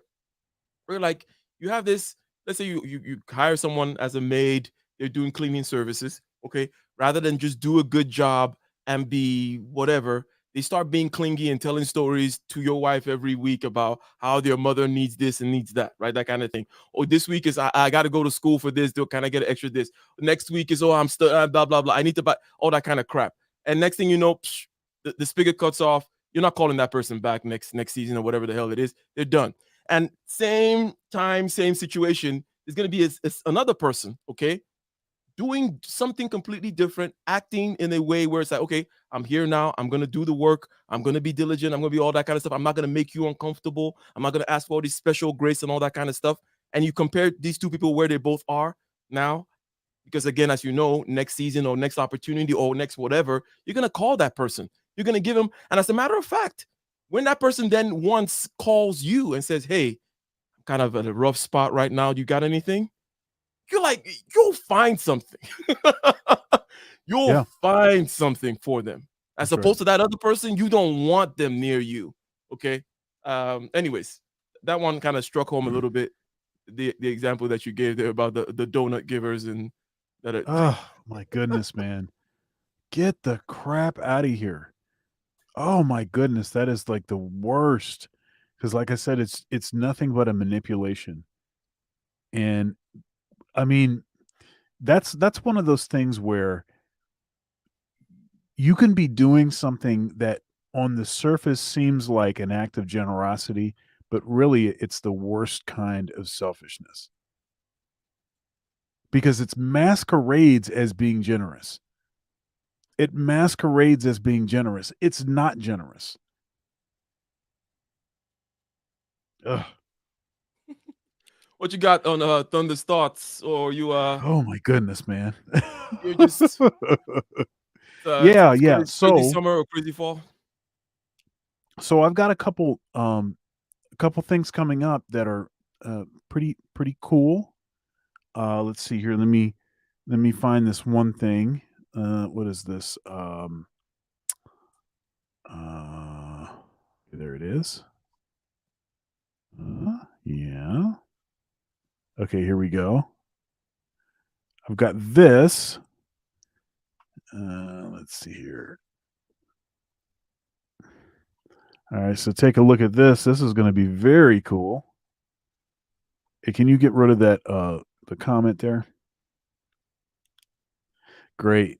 So this is going to be this is Thursday, 5:30 to 9:30 p.m. Those are Eastern Standard Time. It's going to be live streamed, YouTube, Facebook, Twitter, and Twitch. YouTube will be the best experience.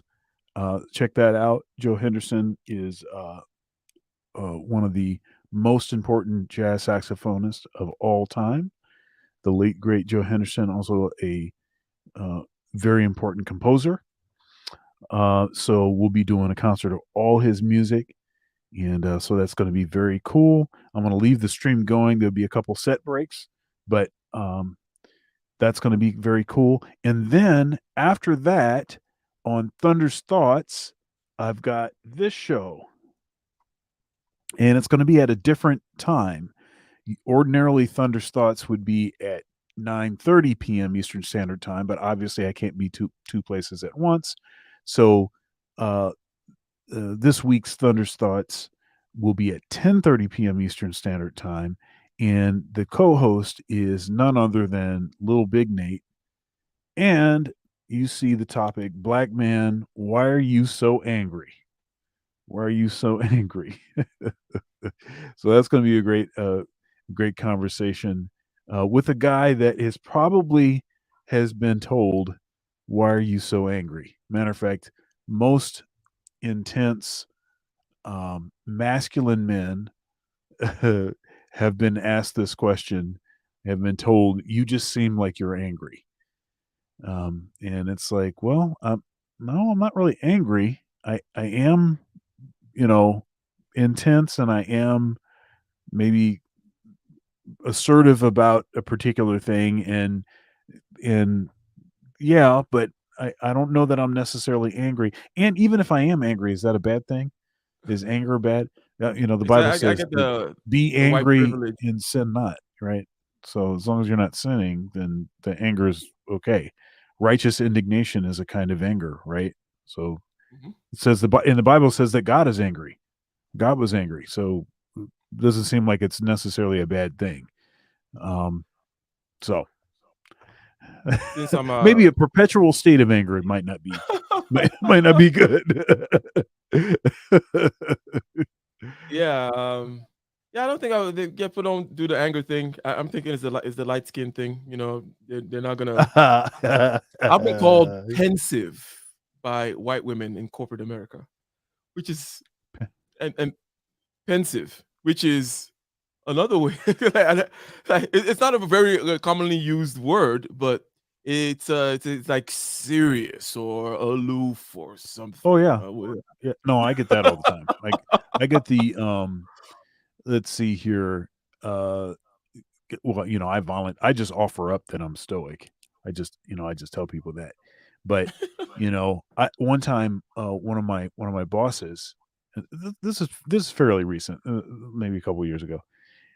They came through with like some funding for something to support my area, and they said, "Hey, we got this money like this," and uh, apparently, I didn't have like a particularly dramatic impact. Like I didn't have like I wasn't like all Oh, affectatious or something with the thank you.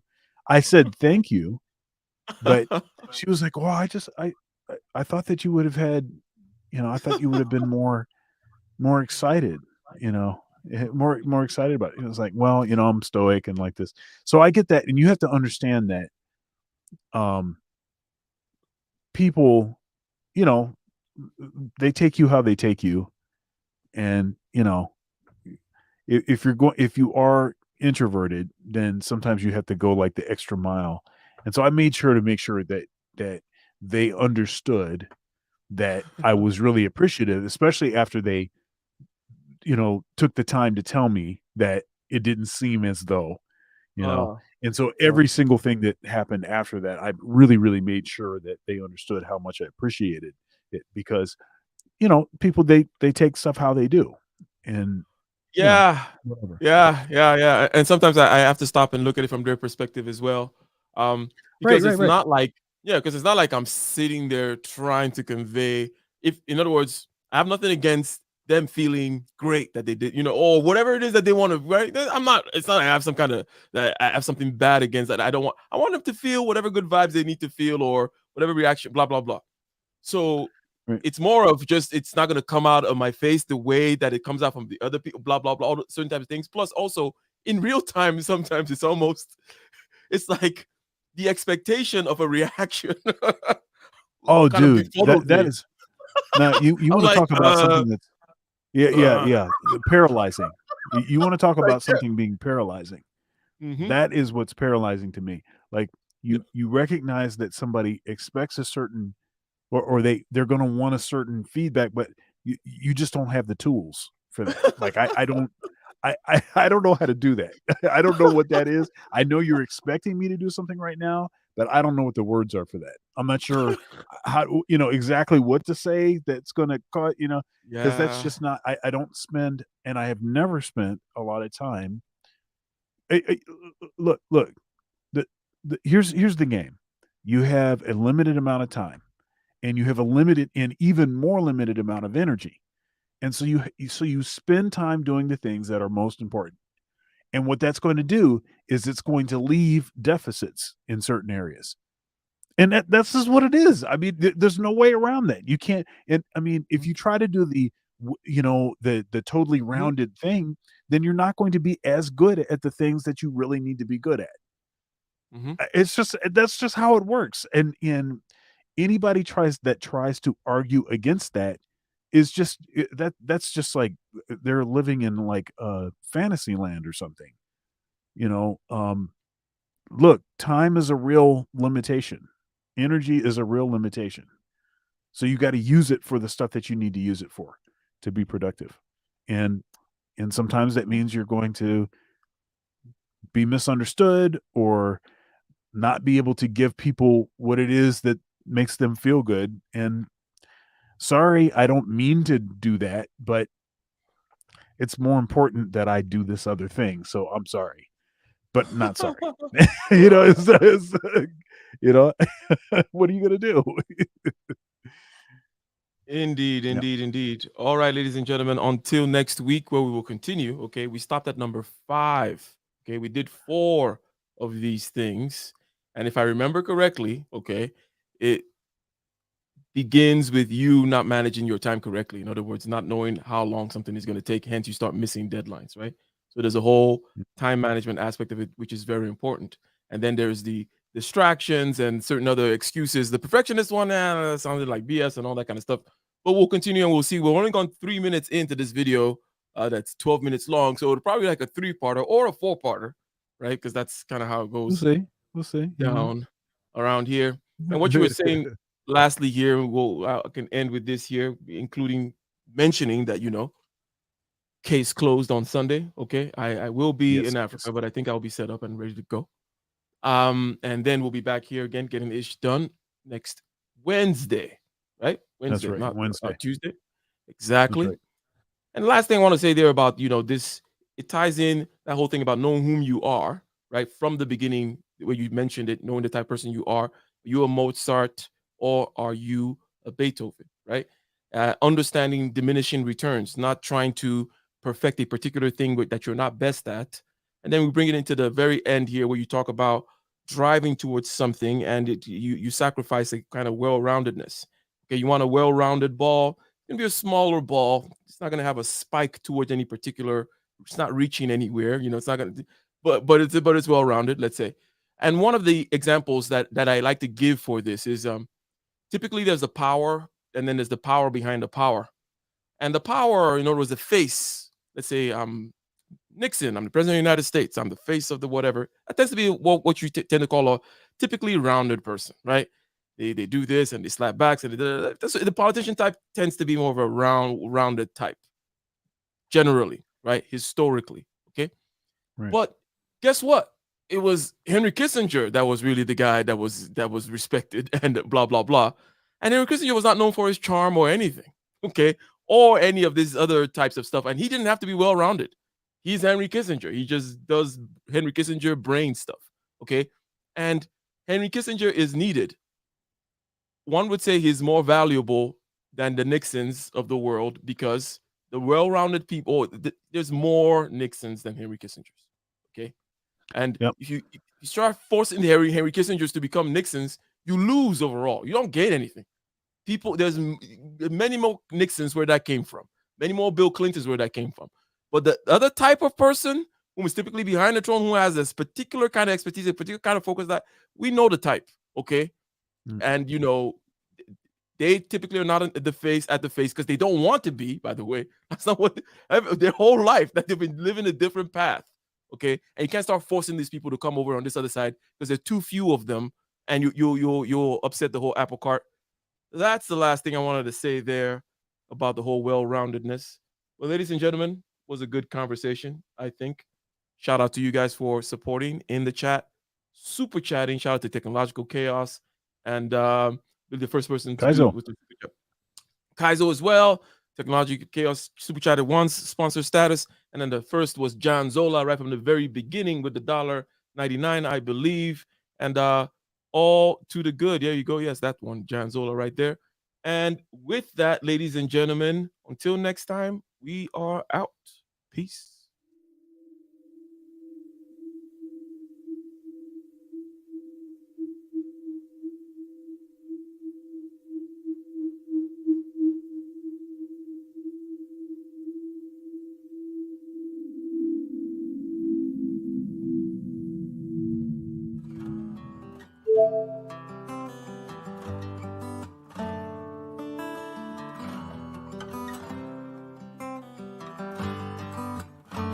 in the den of iniquity. Vicinity no pretty, calamity fi hit we any moment. What a pity, tomorrow never certain. What dwells behind the curtain? The face of evil lurking with that shifty eyes averting. It's not a steady bubble, that either pop or topple. Many will fall and stumble. Let the dozers gather rubble. From LA to Colorado, Guinea to Burkina Faso. Cannons could reach the towers and the troops will storm the castle.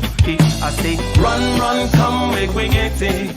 Because the peace that is bestowed upon the meek is overrated. So run, run, come, make we get it. Calling all your daughters and your sons, we come forget it. I say, run, run, come, make we get it.